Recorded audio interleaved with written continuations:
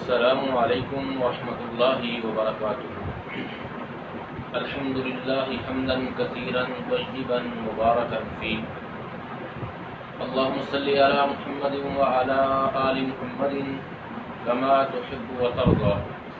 قال اللہ عز وجل: وما ارسلنا من قبلك من رسول الا نوحی الیہ انہ لا الہ الا انا فاعبدون۔ وقال اللہ تعالی فی مقام آخر: وما امروا الا ليعبدوا اللہ مخلصین لہ الدین۔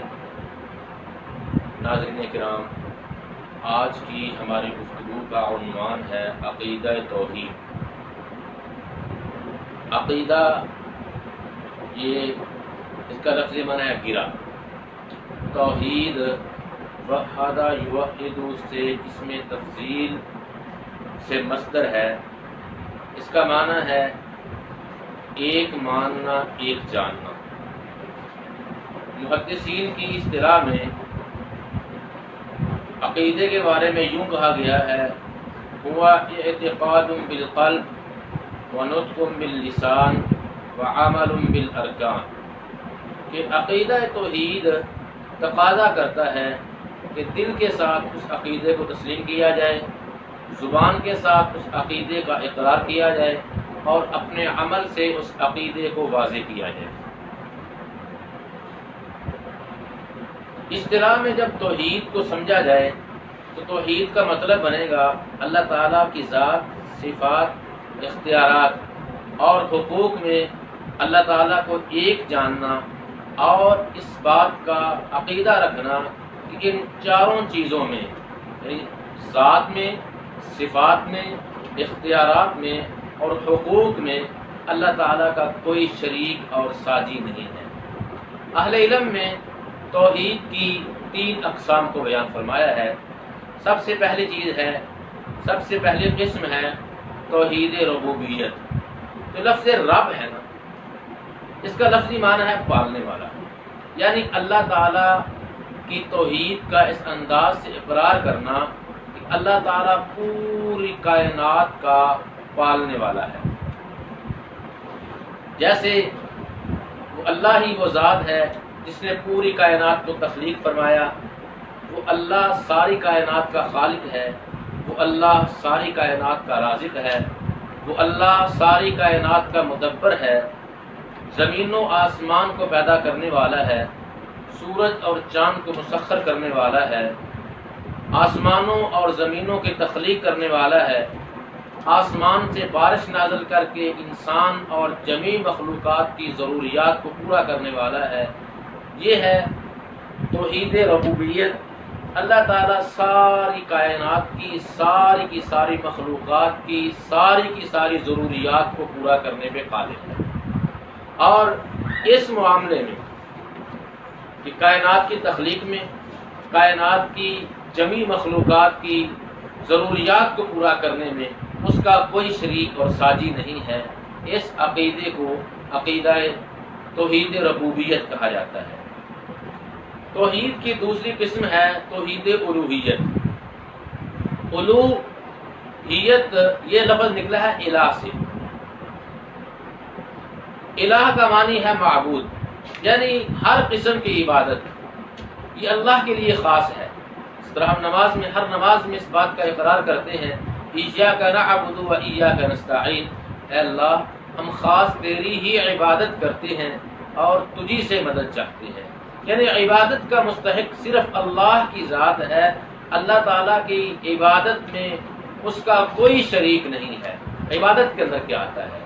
عبادت میں رکوع آتا ہے، عبادت میں سجدہ آتا ہے، عبادت میں قیام آتا ہے، عبادت کے اندر روزہ آتا ہے، عبادت میں طواف آتا ہے، عبادت میں حج آتا ہے، عبادت میں جہاد آتا ہے، عبادت میں زکوٰۃ آتی ہے۔ یہ ساری کی ساری عبادات ہیں، اور عبادات صرف اللہ کے لیے ہیں۔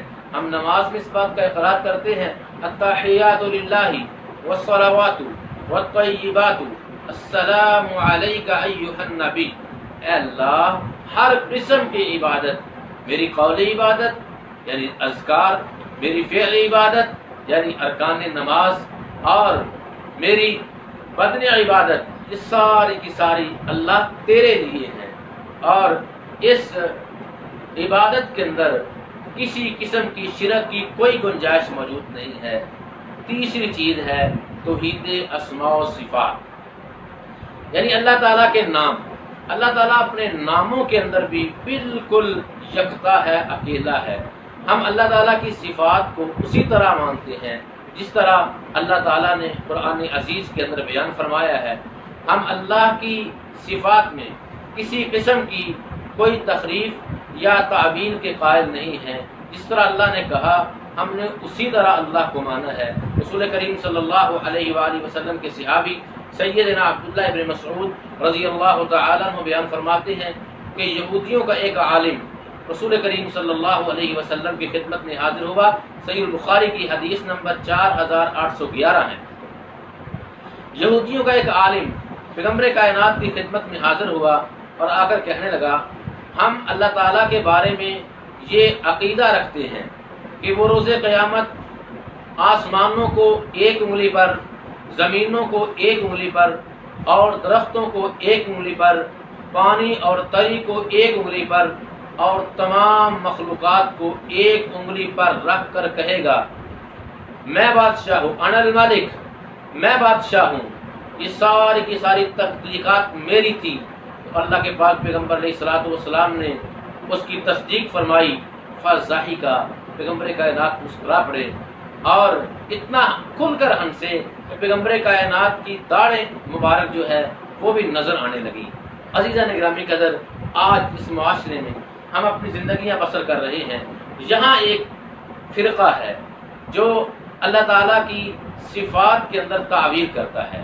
اللہ تعالیٰ کے ہاتھ کی باری آتی ہے، کہتا ہے کہ ہم قبضہ قدرت، تعویل کرتا ہے۔ پنڈلی کی باری آتی ہے، پھر بھی تعویل کرتا ہے۔ انگلیوں کی باری آتی ہے، پھر بھی تعویل کرتا ہے۔ ایمان اور عقیدہ توحید اس بات کا تقاضا کرتا ہے کہ جس طرح توحید ربوبیت کو ماننا لازم ہے کہ اللہ تعالیٰ ساری کائنات کا خالق، مالک، رازق، حاجت روا، مشکل کشا، داتا، غوث اعظم، دستگیر، غریب نواز اور ساری کائنات کا مدبر اعلیٰ ہے، مقتدر اعلیٰ ہے۔ اور جس طرح اللہ تعالیٰ کی صفت توحید الوہیت ہے، یعنی ہر قسم کی عبادت اللہ کے لیے خاص ہے، وہ عبادت صدقہ ہو، وہ عبادت سجدہ ہو، وہ عبادت رکوع ہو، وہ عبادت قیام ہو، وہ عبادت اذکار ہو، وہ عبادت زکوٰۃ ہو، وہ عبادت حج ہو، وہ عبادت جہاد ہو، اللہ تعالیٰ کے لیے خاص ہیں۔ اسی طرح اللہ تعالیٰ کی صفات کے اندر بھی کسی قسم کی کوئی تعویل یا تحریف کی اجازت نہیں ہے۔ عزیزان گرامی قدر، آج کے سبق میں جو چیز ہم نے سمجھنے کی کوشش کی کہ توحید کا لفظی معنی یہ ہے کہ ایک ماننا اور ایک جاننا، اور توحید کی 3 اقسام اہل علم نے بیان فرمائی ہیں کہ توحید ربوبیت، اللہ ساری کائنات کا رب ہونے میں اکیلا ہے۔ توحید الوہیت، اللہ تعالیٰ ساری کائنات کا معبود ہونے میں اکیلا ہے۔ توحید اسماء و صفات، اللہ تعالیٰ اپنے ناموں کے اعتبار سے اور اپنے اختیارات کے اعتبار سے اکیلا ہے۔ اگر ہم اللہ کے ساتھ ان میں سے کسی ایک میں بھی شرک کریں گے، اللہ کے ساتھ شریک ٹھہرائیں گے، تو قرآن کا فیصلہ بڑا سخت ہے۔ وَمَن يُشْرِكْ بِاللَّهِ فَقَدْ حَرَّمَ اللَّهُ عَلَيْهِ الْجَنَّةَ وَمَأْوَاهُ النَّارُ وَمَا لِلظَّالِمِينَ مِنْ أَنصَارٍ۔ مال کی عرض و سما سے التجا ہے کہ اللہ رحیم و کریم ہمیں صحیح عقیدہ اور صحیح تصورات عطا فرما دیں، اور جب تک ہم زندہ رہیں ایمان و سلامتی کا ساتھ زندہ رکھے، جب ہماری موت واقع ہو عقیدہ توحید پہ ہماری موت آئے۔ سبحان ربک رب العزت عما یصفون وسلام علی المرسلین والحمد للہ رب العالمین۔